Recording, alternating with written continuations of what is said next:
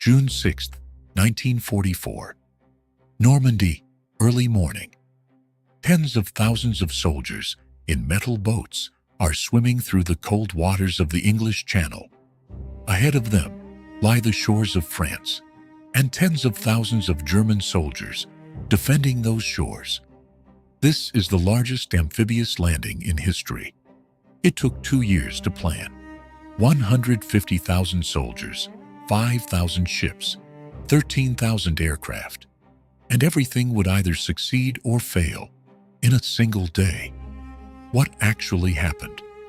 The Allies took those shores. France was liberated, Germany was squeezed on 2 fronts, and the war ended. But that morning, everything hung by a thread. If the weather had been bad for just one more day, if the Germans had been stronger on those beaches, or if the landing sites had been compromised, that day was one of history's most fragile moments. And today we ask, what if the Normandy landing had failed? What actually happened? To understand D-Day, you first need to understand just how complex the plan was. 2 years of preparation, Operation Overlord. 5 different beaches, Utah, Omaha, Gold, Juno, Sword, each with its own plan, its own force, its own objective. Omaha was the bloodiest beach. American forces suffered horrific losses here. Dozens of soldiers lost their lives, even as they were disembarking from the boats in the first few hours. The beach was under fire. Advancement had all but come to a halt. But they could not be stopped. In small groups, climbing over the rocks, pushing each other forward, American soldiers took that beach. By the end of the day, a beachhead had been established. Why was it successful? First, the Germans believed the landing would take place at Pas de Calais, not Normandy. This miscalculation was critical. Second, Rommel was not at the front that day. He had gone to Germany for his wife's birthday. Third, weather conditions opened a one-day window at exactly the right time. If any one of these 3 factors had been different, history would have been written differently. Now we move on to that alternative history. The moment history was made, June 6, 1944. 4 in the morning. Thousands of ships were moving across the English Channel.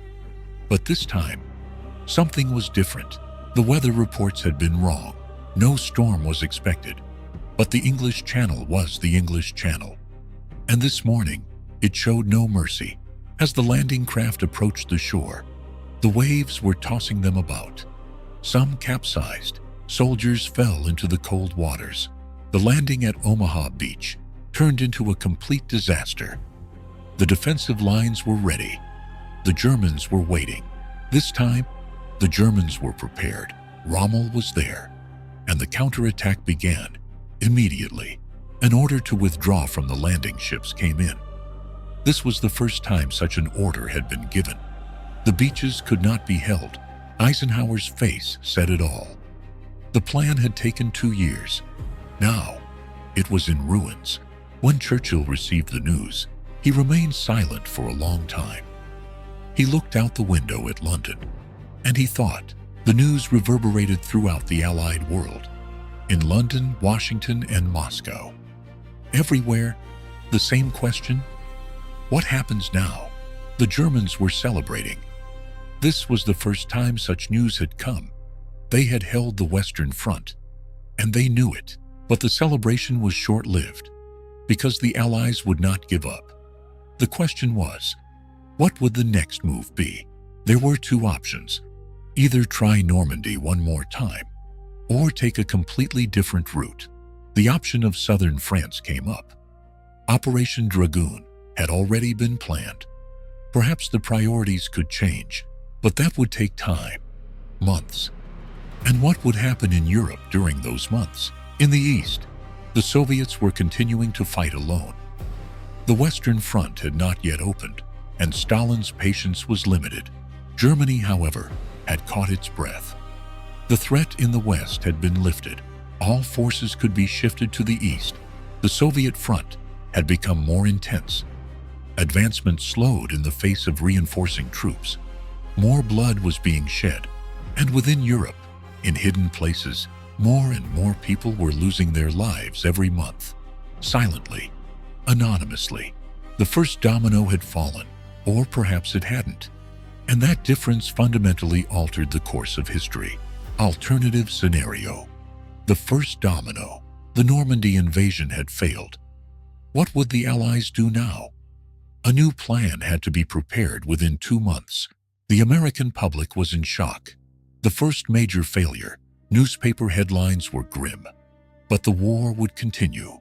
A new plan was drawn up. A landing in southern France. Operation Dragoon was accelerated. This time, nothing would be left to chance. August 1944. A large Allied fleet set sail from the Mediterranean. This time was different. This time, preparations were complete. The southern French coast was far less well defended. The landing was successful, but time had been lost. 2 months. The southern French coast was far less well defended. The landing was successful, but time had been lost. 2 months. During those 2 months, Germany had shifted its forces eastward, and the Soviets paid a heavy price for those 2 months. Stalin was furious. The promises made at Yalta and Tehran had not been kept. The Western Front had opened 2 months late. This anger would shape the post-war order. The Soviets now trusted the West less, and this mistrust would be lasting. Germany, however, used those 2 months. Production of V-2 rockets accelerated. The barrage of rockets raining down on London intensified. The people of London were exhausted. They had been under bombardment for years, and now rockets were coming too. But they were holding out. Allied forces in southern France were advancing northward. But the road was long.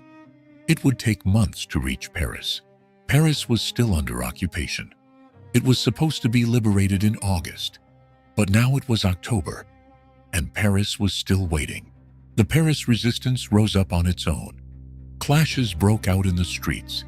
The city was trying to save itself. And finally, Allied forces entered Paris. Too late, much too late. But they entered nonetheless. The city was celebrating. But the Ardennes offensive struck again. Germany had gained more time for its final major push. This time, holding Bastogne was much harder. Patton arrived later. During those critical weeks, the balance hung by a much thinner thread. It was finally repelled. Germany's last gamble was lost again. But 6 more weeks had passed. The war was still raging. Germany would be defeated again. But the clock of history was ticking differently. Domino effect. How would the world change? If Normandy had failed, where would the biggest change have been felt? In the East. In the Soviet Union, the Soviets continued the war, spilling far more blood. With each passing month, more Soviet soldiers lost their lives. But the Soviets advanced anyway. Poland was taken. Eastern Europe came under Soviet control. And here lies the critical difference. The Soviets reached Berlin before the West. Much earlier, Berlin was completely surrounded by Soviet forces. The Western Allies hadn't even crossed the Rhine yet. This fundamentally altered the division of Europe. The Soviets would hold much more territory. West Germany would have been smaller. Perhaps even Hamburg would have remained under Soviet influence. Today's Germany might never have been unified in this way. And Japan. The atomic bomb would have been used again. But the Soviets would have accelerated their declaration of war against Japan. Hokkaido could have been occupied. If there had been a Soviet occupation of Hokkaido, Japan might be a divided country today. Just like Korea, the Cold War would have started much more dangerously. The Soviets were much stronger both in Europe and in Asia. NATO would have been forced to establish a broader defense line. Much of West Germany would have become a buffer zone. The Berlin Wall would have been much further west. Maybe they would have called it the Frankfurt Wall. France would have been liberated later. This would have deeply affected France's post-war psychology. de Gaulle's power would have diminished. The foundations of the European Union would have been much more fragile. The reconciliation between France and Germany might have been delayed, and Israel, the 1948 establishment process, would have been affected. Britain's mandate over Palestine would have been managed differently. The United States, meanwhile, had emerged from the war. It was powerful, but the Soviets had emerged far more powerful. This imbalance would be felt for decades.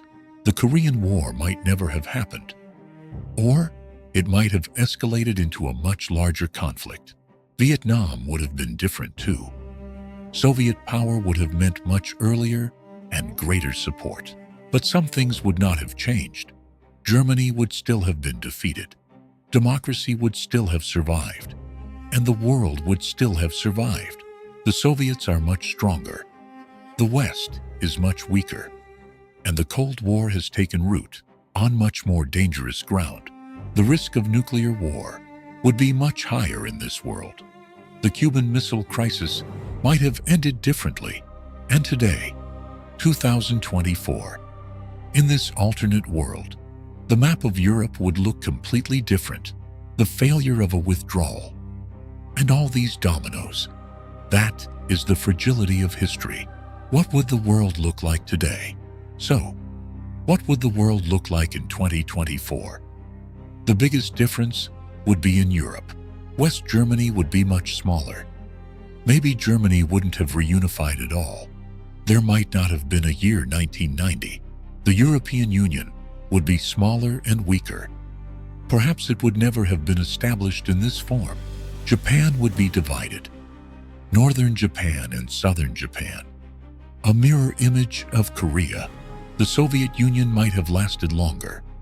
Or it might have collapsed sooner.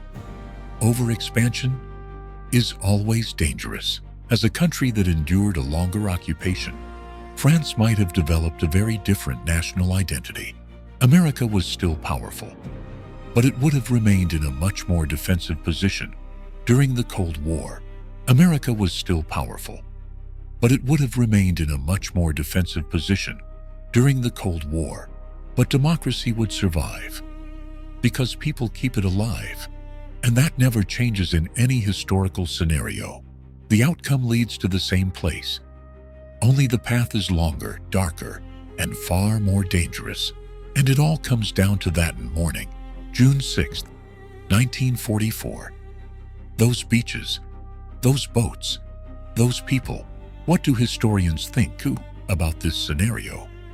Most historians agree on this point.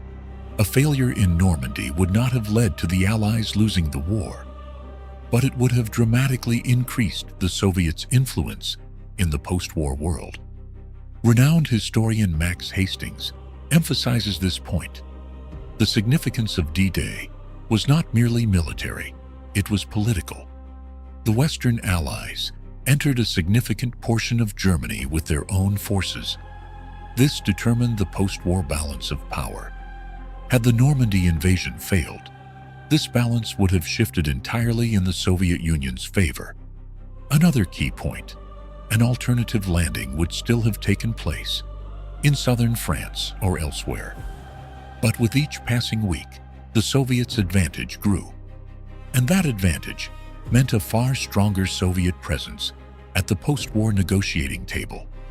So history tells us this: the importance of Normandy lay not so much in the capture of the beaches, but in which forces reached where. And this geography determined the fate of millions of people for decades to come. What if Normandy had failed? The war would still have been won, but much later, much more expensively, and a far more dangerous world would have remained. The Soviets would have emerged much stronger. Europe would have been divided very differently. And the world as we know it today, with the EU, NATO, and a unified Germany, might never have come into being. Every soldier who landed on those beaches carried that burden without knowing it. On their shoulders lay not just weapons, but the weight of history. And that burden was carried on those people's shoulders that morning. If you want to continue discovering the other side of history, subscribe to our channel. Our next question is much darker. What if the Nazis had developed the atomic bomb first?